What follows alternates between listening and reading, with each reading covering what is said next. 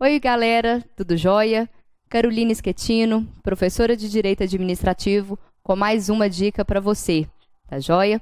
Fazendo parte aí do nosso projeto #Direito Administrativo na Veia, não é isso? Como eu já sempre falo, minha missão aqui é tentar deixar o direito administrativo mais fácil para você, um pouco mais didático, parar de ser aquela matéria que ninguém gosta, né? Porque não tem como fugir do direito administrativo. Todo concurso cai na OAB.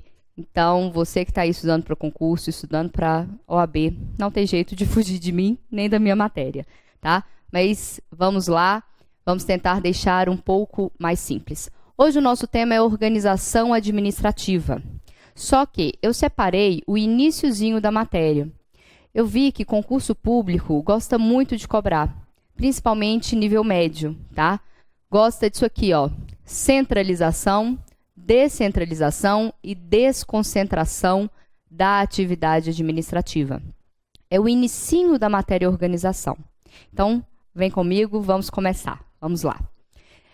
A administração pública, quando ela realiza a atividade administrativa de forma centralizada, nós falamos que quem exerce é a administração direta, tá? Em centralização, você vai sempre se lembrar da administração pública direta. Administração direta. É a administração pública direta realizando a atividade administrativa. Gosto sempre de lembrar com os meus alunos quais são as 4 principais atividades da administração: realizar serviço, exercer poder de polícia, intervir na propriedade e realizar atividade de fomento. Então, quando essas atividades são realizadas pela administração direta, nós chamamos isso de centralização. E quem está na administração direta? Isso aí, os entes federados. Os entes federados. União, Estado, Município e Distrito Federal. Todos com personalidade jurídica de direito público. Todos pessoas jurídicas de direito público. Então, você vai se lembrar das prerrogativas, da sujeição aos princípios, ao artigo 37, a todo o direito administrativo. Já descentralização é o fenômeno que nós denominamos de criação de entidades. Olha só, a União dá conta de prestar todo o serviço público de saúde, por exemplo? Não. Então, o que ela faz? Ela cria entidades por meio da descentralização para auxiliar na prestação do serviço. Ela cria hospitais, que geralmente é em forma de quê? Autarquia. Então, aqui nós temos a chamada administração indireta. Tá? As entidades da administração indireta. Eu gosto de falar o seguinte, para você não errar isso em prova, você vai lembrar disso aqui, ó. Esse enzinho aqui, ó, entidade, tá? Todas as vezes que falarmos em descentralização, estamos falando em criação de entidades dotadas de personalidade jurídica própria. Só que, aqui cuidado, aqui nós temos entidades da administração indireta de direito público e de direito privado. Quem é de direito público? Lembra aí, quem são aqui as pessoas jurídicas de direito público da administração? Autarquias e as fundações públicas de direito público. Cuidado com ela, porque eu tenho 2 tipos de fundação aqui no direito administrativo. Eu tenho a fundação pública de direito público e a outra que nós vamos ver, pública de direito privado.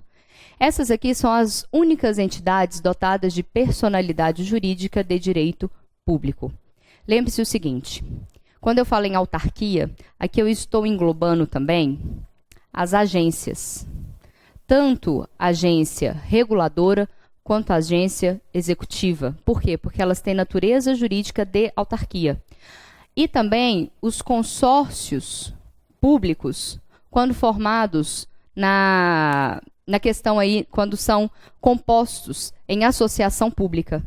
Então, o consórcio também tem regime, natureza jurídica de autarquia. Agora, quando o Estado ele quer explorar a atividade econômica, ele pode? Ele pode ser dono de empresa? O Estado pode ter lucro? Pode. Só que ele pode se valer do direito público para isso, das prerrogativas da administração? Jamais. Gente, pensa o seguinte, o Estado foi feito para quê? Para prestar serviço público e não para explorar atividade econômica. Se ele explora atividade econômica com finalidade lucrativa, ele só pode fazer isso por meio do direito privado. Então, ele cria as chamadas pessoas jurídicas de direito privado. Quem são as pessoas jurídicas de direito privado? Isso aí, as fundações públicas de direito privado, fundação pública de direito privado, tá? Sociedade de economia mista e as empresas públicas. Coloquei ali abreviadinho porque a letra da professora é grande, senão não vai caber no nosso quadro, tá? Então, olha só, fundação pública de direito privado, sociedade de economia mista e empresa pública. Essas são as pessoas jurídicas de direito privado da administração pública. Todas integrantes aí da chamada administração indireta. Entidades, pessoas jurídicas próprias. Agora, elas emanam de quem? Quem que criou essas entidades? Aqui, ó, a administração direta. A administração direta, quem cria as entidades, tá? Qual a relação que haverá entre a administração direta e a administração indireta? A palavra aqui é vinculação. Há o que chamamos de vinculação entre as entidades, entre os entes federados e as entidades da administração indireta. Só para a gente terminar aqui, presta atenção no seguinte, só pegar um apagador aqui, para apagar esse pedacinho aqui, senão não cabe. Essas pessoas, elas podem prestar atividade administrativa de duas formas. Quais formas seriam essas? Seria por meio de outorga, tá? Ou por meio de delegação. Eu coloquei separado de propósito, tá? Eu coloquei separado aqui de propósito.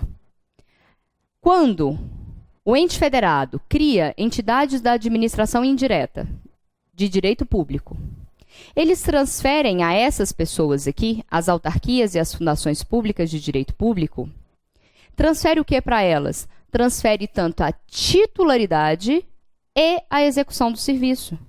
Então, essas pessoas passam a ser donas do serviço e também executoras. Isso é denominado outorga. Então, eu vou ter outorga quando? Quando se transfere titularidade e execução do serviço. Quando se transfere titularidade, propriedade do serviço público e execução para as entidades da administração indireta, esse fenômeno é denominado de outorga de serviço público ou outorga de atividade administrativa. Se eu estou passando propriedade, colega, pensa aí comigo. Isso tem que ser por meio de qual instrumento? Eu faço isso por meio de quê? Eu faço isso por meio da lei, isso mesmo. Outorga pressupõe lei. Eu só posso fazer por meio de lei. Agora, diferente na delegação, a administração direta transfere para essas pessoas aqui da administração indireta de direito privado tão somente a execução de um serviço público. Apenas a execução do serviço. Deixa eu colocar esse ezinho aqui, porque ele ficou um pouquinho fora. Ó. Execução do serviço. Só tem execução. E qual é o instrumento que eu faço isso? A delegação, ela ocorre por meio de contrato administrativo, precedido de licitação.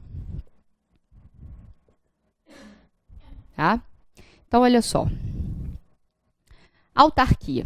Existem alguns municípios que têm o Sistema Autônomo de Água e Esgoto. Eu sou de Sete Lagoas e na minha cidade existe o SAI, Sistema Autônomo de Água e Esgoto. É uma autarquia, tá?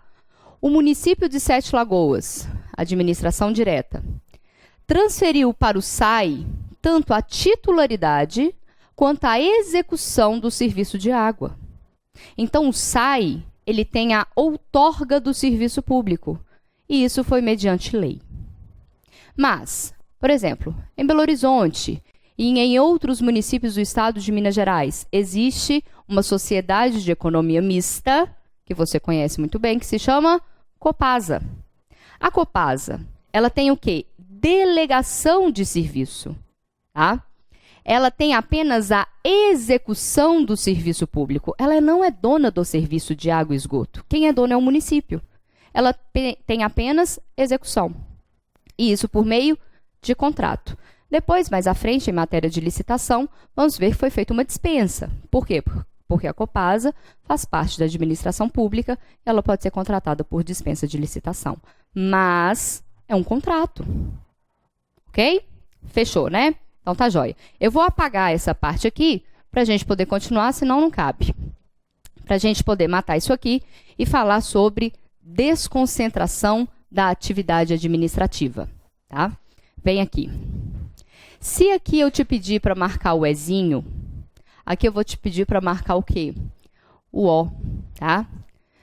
Você vai marcar aqui, ó, o O. Por quê? Aqui eu tenho os órgãos públicos. Se na administração indireta eu tenho as entidades, aqui eu vou ter os órgãos. Lembrando o seguinte, gente, isso sempre cai em prova, pelo amor de Deus, não erra. Órgão público não tem personalidade jurídica. Eles não são sujeitos de direito e de dever. Nesse sentido, eles não são pessoas jurídicas. Não há personalidade jurídica em órgão, tá? E muito menos capacidade processual na qualidade de réu. Órgão não pode ser réu em ação, tá?